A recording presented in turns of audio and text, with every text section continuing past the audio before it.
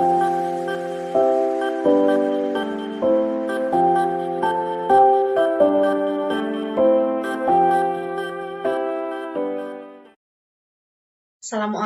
warahmatullahi wabarakatuh. Selamat pagi anak-anak kelas 5 yang Ibu banggakan. Bagaimana kabarnya hari ini? Semoga kita semua selalu dalam keadaan sehat dan tetap semangat. Kembali lagi dalam program pembelajaran jarak jauh bersama Gugus 4 Kecamatan Lemahungku, Kota Cirebon di Studio Pegambiran 2. Perkenalkan, nama Ibu Wiwin Indiasari. Anak-anak bisa memanggil dengan sebutan Ibu Wiwin. Ibu mengajar kelas 5 di SD Negeri Karanganom 2, Kota Cirebon. Walaupun sekarang kita belum bisa belajar secara tatap muka, tetapi kita harus tetap semangat belajar ya anak-anak. Jangan lupa untuk selalu mematuhi protokol kesehatan dengan melaksanakan 5M. Yang pertama, memakai masker. 2, mencuci tangan menggunakan sabun dan air mengalir. Yang ketiga, menjaga jarak minimal 1 meter. Yang keempat, menjauhi kerumunan. Dan yang kelima, membatasi mobilitas. Sekarang, anak-anak siapkan dulu buku dan alat tulisnya ya. Sebelum memulai pembelajaran, kita berdoa terlebih dahulu, sesuai dengan agama dan kepercayaannya masing-masing. Untuk yang beragama Islam, kita berdoa sebagai berikut. Berdoa dimulai. Bismillahirrahmanirrahim. Raditu billahi rabba wa bil islami dina wa bi Muhammadin nabiyya wa rasula. Rabbi zidni ilman warzuqni fahman.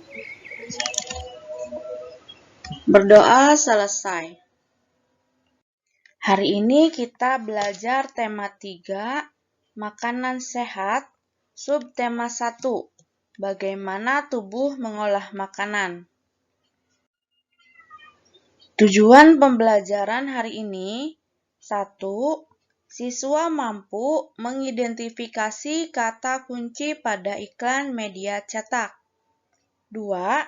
Siswa mampu menjelaskan organ-organ pencernaan hewan dan manusia beserta fungsinya.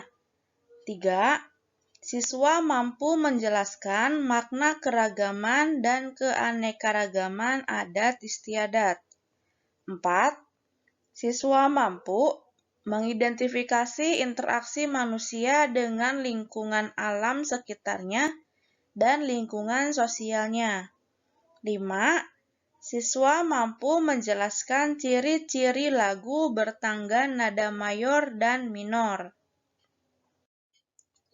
Sekarang coba anak-anak perhatikan gambar ini. Ya, ini ada gambar makanan sehat ya anak-anak. Ada makanan pokok, lauk pauk, buah-buahan, sayur-sayuran, dan juga susu. Kita harus selalu makan makanan yang sehat karena makanan sehat penting bagi tubuh kita. Nah, oleh karena itu, banyak iklan yang kita temui di tempat umum yang menawarkan makanan sehat. Kita belajar tentang iklan ya anak-anak. Iklan merupakan suatu pesan tentang keunggulan suatu produk atau jasa yang dibuat seseorang atau perusahaan dan ditujukan kepada masyarakat. Iklan disajikan secara menarik dengan kata kunci dan gambar sesuai tujuan iklan. Bahasa yang digunakan pada iklan bersifat persuasif atau mengajak. Tujuannya agar masyarakat atau konsumen tertarik dengan pesan yang disampaikan iklan tersebut. Coba perhatikan gambar iklan nomor 2 ini. Kita cari kata kuncinya ya anak-anak. Nah, kata kunci yang kita temukan adalah pentingnya makanan sehat dan bergizi. Alasannya memilih kata kunci tersebut karena kata tersebut unik dan mewakili topik atau informasi pada iklan. Kata kunci adalah kata yang digunakan sebagai kunci untuk menghubungkan ke kata lain atau informasi lain. Ciri-ciri sebuah kata kunci adalah 1. Terdiri dari satu kata atau dua kata yang membentuk frase kata. 2. Mengandung kata unik yang terdapat dalam sebuah iklan. 3. Mewakili sebagian konsep atau informasi dari sebuah iklan. Nah, dari kelima makanan sehat yang tadi, salah satunya adalah susu. Susu ini berasal dari sapi. Sapi merupakan hewan ruminansia. Apa itu hewan ruminansia? Ya, hewan ruminansia adalah kelompok hewan mamalia yang biasa memamah atau memakan 2 kali dan dikenal dengan hewan memamah biak. Selain dari sapi, ada lagi contoh yang lain. Misalnya kambing, rusa, jerapah, dan lain-lain. Nah, sistem pencernaan hewan ruminansia. Rumput pertama masuk melalui mulut, kemudian menuju ke kerongkongan. Selanjutnya menuju ke lambung, usus halus, usus besar, dan anus. Di dalam mulut sapi terdapat gigi, lidah, dan saliva.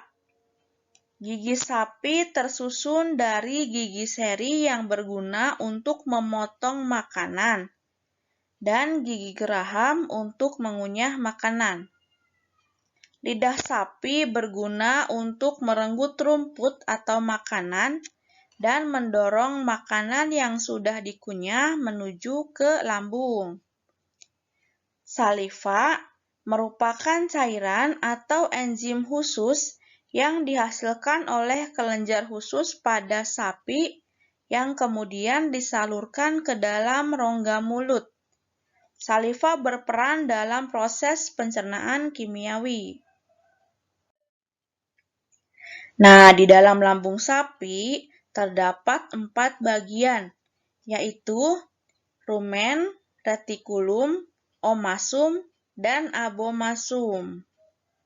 Yang pertama, rumen atau perut besar, merupakan tempat terjadinya pencernaan dengan bantuan mikroba atau bakteri.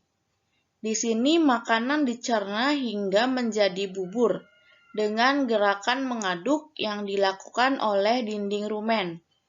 Pada saat sapi beristirahat, makanan kembali ke mulut dan dikunyah kembali.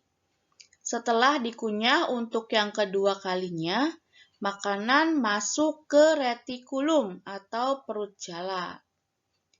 Di dalam retikulum, makanan kembali mengalami proses fermentasi dengan bantuan bakteri anaerob dan protozoa.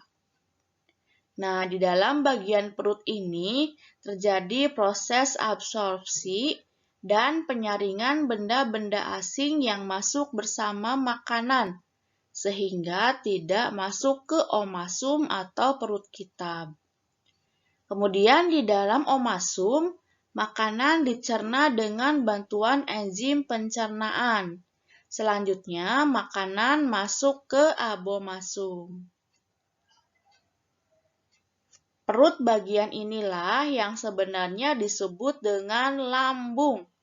Di sini, makanan dicerna dengan bantuan enzim pencernaan pepsin yang dihasilkan oleh abomasum. Setelah melewati seluruh proses pencernaan makanan di abomasum, kemudian makanan bergerak menuju ke usus halus. Di dalam usus halus terjadi proses absorpsi dan fermentasi. Selanjutnya, sisa-sisa makanan akan dikeluarkan melalui anus. Setelah anak-anak mempelajari sistem pencernaan pada sapi, sekarang perhatikan sistem pencernaan pada manusia. Ini ada mulut, kerongkongan, lambung, usus halus, usus besar, dan anus. Sistem pencernaan pada tubuh manusia berfungsi untuk menghancurkan makanan yang masuk ke dalam tubuh. Makanan yang semula dalam bentuk kasar dapat berubah menjadi bentuk yang lebih halus dengan bantuan gigi dan enzim. Dalam hal ini, enzim pencernaan dapat mempermudah proses penyerapan sari makanan. Selain itu, sistem pencernaan juga berfungsi untuk membuang sisa-sisa makanan yang sudah tidak diperlukan oleh tubuh. Keberadaan zat-zat sisa tersebut dapat menjadi racun bagi tubuh manusia jika tidak dikeluarkan. Berikut ini proses pencernaan makanan pada manusia. Yang pertama, proses masuknya makanan ke mulut. 2. Proses mengunyah makanan dengan menggunakan gigi. 3. Proses menelan makanan di kerongkongan. Yang keempat, proses pemecahan makanan dari zat yang kompleks menjadi molekul-molekul yang lebih sederhana dengan bantuan enzim yang ada di lambung. 5. Proses penyerapan sari-sari makanan yang terjadi di usus halus. 6. Proses pengeluaran sisa-sisa makanan yang sudah tidak diperlukan oleh tubuh melalui anus. Nah, sekarang anak-anak perhatikan video ini ya, agar kalian lebih memahami proses pencernaan pada tubuh manusia. Setelah dari mulut, makanan kita menuju kerongkongan. Kerongkongan adalah suatu saluran seperti tabung sepanjang 20 cm yang menghubungkan antara rongga mulut dengan lambung. Di dalam kerongkongan terjadi gerakan peristaltik, yaitu gerakan meremas-remas yang dilakukan oleh dinding kerongkongan untuk membuat makanan terdorong masuk ke dalam lambung. Berarti tujuan selanjutnya ke lambung ya, Pipo? Betul, Bol. Lambung adalah bagian dari organ pencernaan manusia yang paling elastis. Lambung berbentuk seperti kantong dan terletak di dalam rongga perut sebelah kiri atas. Di dalam lambung, makanan mengalami pencernaan secara mekanis dan kimiawi. Pencernaan mekanis dilakukan oleh dinding atau otot lambung yang meremas dan mengaduk makanan. Pencernaan kimiawi dilakukan oleh getah lambung yang dihasilkan oleh kelenjar getah lambung. Getah lambung mengandung enzim pepsin, enzim renin, dan asam klorida. Enzim pepsin berfungsi untuk memecah protein menjadi pepton. Enzim renin berfungsi untuk mengendapkan protein susu menjadi kasein. Asam klorida atau HCl berfungsi untuk mengasamkan makanan dan membunuh kuman yang masuk bersama makanan. Nah, habis ini makanan kita pergi ke toilet ya? Hihihi. Ah, kamu ini belum, Bol. Selanjutnya, makanan dicerna di usus halus dulu. Usus halus merupakan usus terpanjang dalam saluran pencernaan, karena panjangnya mencapai 6 hingga 7 meter. Di dalam usus halus terdapat cairan khusus yang membantu penyempurnaan pencernaan makanan. Oh iya, usus halus terdiri dari 3 bagian, yaitu usus 12 jari, usus kosong, dan usus penyerapan. Apa aja ya fungsinya? Usus 12 jari atau disebut juga duodenum memiliki panjang kira-kira 25 cm. Usus 12 jari mencerna makanan dengan bantuan getah pankreas dan getah empedu. Getah pankreas dihasilkan oleh kelenjar pankreas. Getah pankreas mengandung enzim-enzim berikut. Enzim amilase berfungsi mengubah zat tepung atau amilum menjadi zat gula atau glukosa. Enzim tripsin berfungsi mengubah pepton menjadi asam amino. Enzim lipase berfungsi mengubah lemak menjadi asam lemak dan gliserol.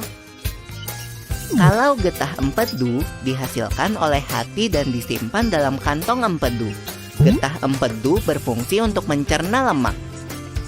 Selanjutnya, usus kosong atau jejunum terletak di antara usus 12 jari dan usus penyerapan. Usus kosong memiliki panjang sekitar 2,5 meter dan berfungsi untuk mencerna makanan dari usus 12 jari. Terakhir adalah usus penyerapan yang merupakan tempat penyerapan sari-sari makanan. Di seluruh permukaan dindingnya terdapat ujung-ujung pembuluh darah yang menyerap sari-sari makanan. Kemudian, sari makanan diedarkan melalui aliran darah ke seluruh bagian tubuh. Jadi makanan yang kita makan kembali lagi ke dalam tubuh kita ya? Iya, Bol.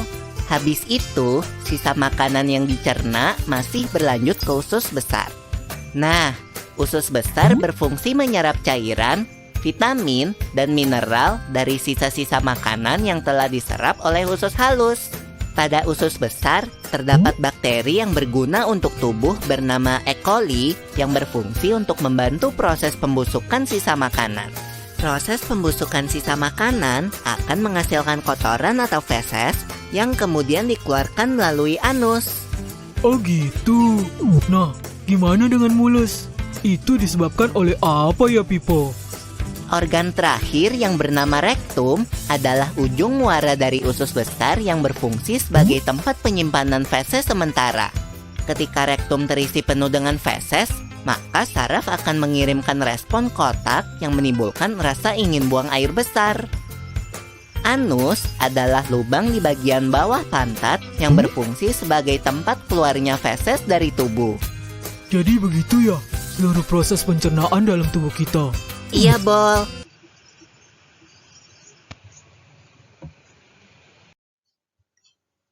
Setelah memahami video sistem pencernaan pada tubuh manusia, sekarang anak-anak jelaskan fungsi dari organ pencernaan pada manusia. Ada fungsi mulut. Apa itu fungsi mulut?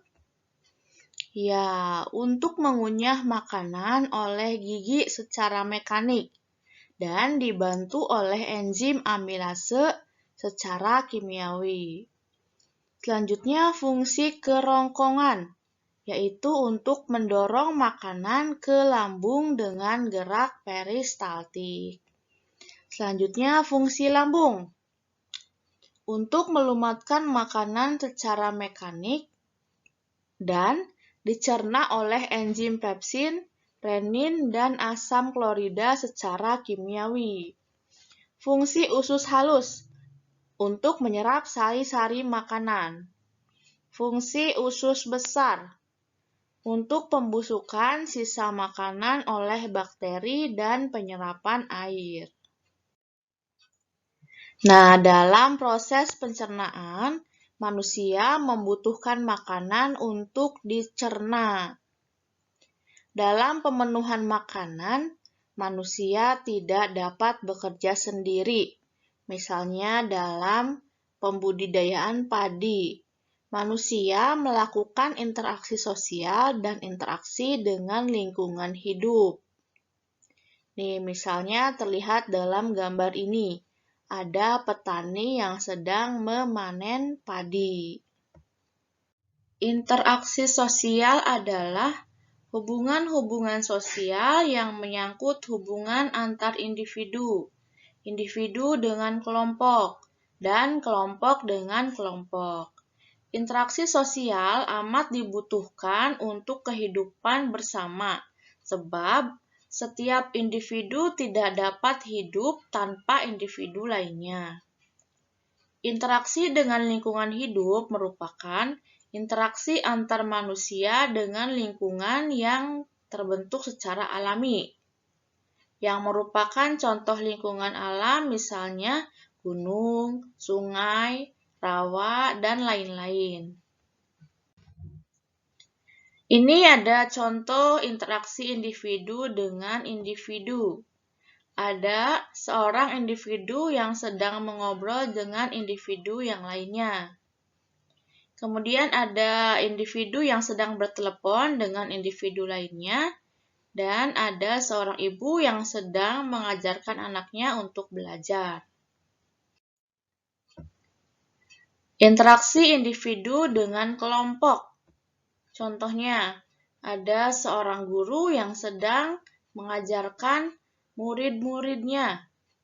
Ini guru merupakan individu dan murid-muridnya merupakan kelompok. Interaksi kelompok dengan kelompok. Misalnya, ada satu tim sepak bola yang sedang bertanding dengan tim sepak bola lainnya. Selanjutnya, interaksi manusia dengan lingkungan.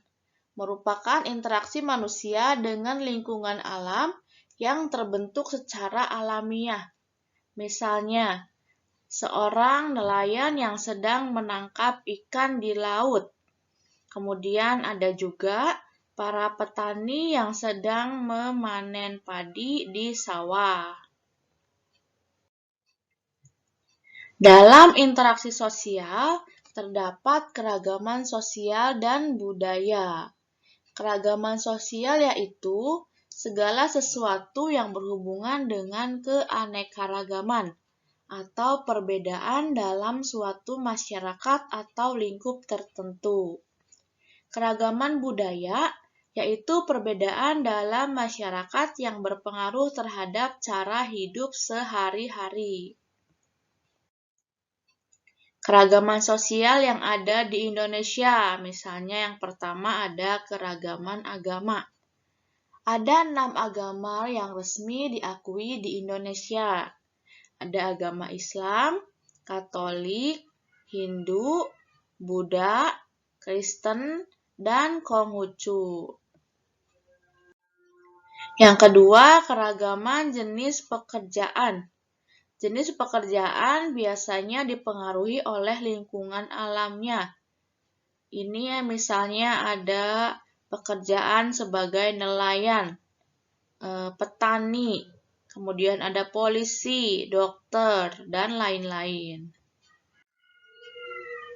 Selanjutnya, keanekaragaman suku, bangsa, dan bahasa yang ada di Indonesia.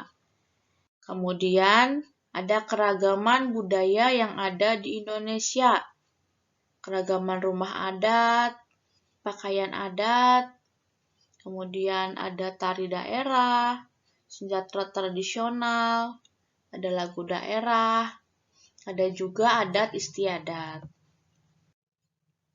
Nah, ini ada salah satu adat istiadat yang ada di Indonesia yang disebut dengan Rambu Solo, yang merupakan upacara mengantarkan sanak keluarga yang telah meninggal dunia ke alam baka. Upacara ini biasanya dilangsungkan secara meriah selama berhari-hari, serta melibatkan seluruh penduduk desa. Adat ini merupakan adat pada Tanah Toraja. Selanjutnya, kita dengarkan dulu lagu ini ya anak-anak.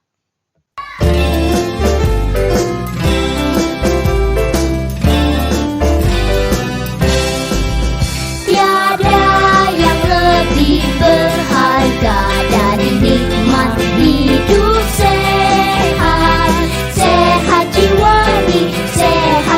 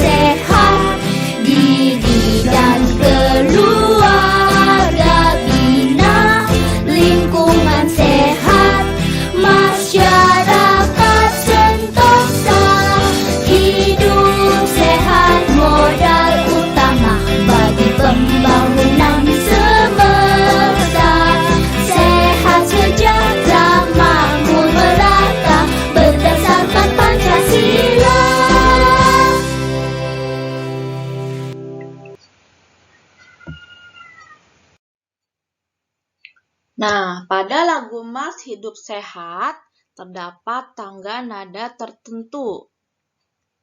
Tangga nada diatonis adalah tangga nada yang terdiri atas 7 buah nada yang memiliki jarak 1 dan setengah.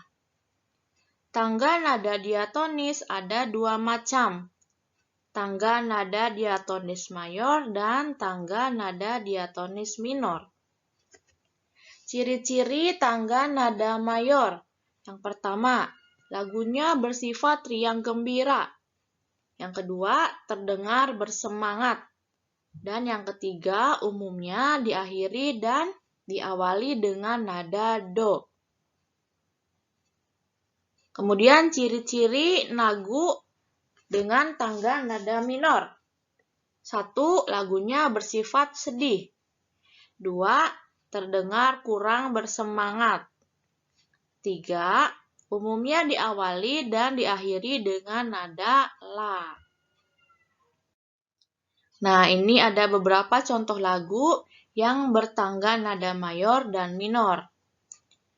Yang bertangga nada mayor, contohnya ada Indonesia Raya, Garuda Pancasila, dan Hari Merdeka. 3 lagu ini bersifat semangat ya anak-anak. Kemudian ada 3 contoh lagu bertangga nada minor. Ada lagu Syukur, Mengheningkan Cipta, dan Gugur Bunga. Nah, 3 lagu ini sifatnya kurang bersemangat ya anak-anak. Kita sudah mempelajari tema 3, subtema 1 pada hari ini, yaitu tentang kata kunci pada iklan media cetak. Yang kedua, organ-organ pencernaan hewan dan manusia beserta fungsinya. Yang ketiga, makna keragaman dan keanekaragaman adat istiadat. 4. Interaksi manusia dengan lingkungan alam dan sekitarnya, serta lingkungan sosialnya. Yang kelima, ciri-ciri lagu bertangga nada mayor dan minor, serta contoh lagunya. Nah, sebelum mengakhiri pembelajaran hari ini, marilah kita berdoa sesuai dengan agama dan kepercayaannya masing-masing. Berdoa dimulai. Berdoa selesai. Sekian pembelajaran hari ini, semoga bermanfaat untuk kita semua dan jangan lupa untuk selalu menjaga kesehatan dan mematuhi protokol kesehatan. Sekian dari Ibu. Wassalamualaikum warahmatullahi wabarakatuh.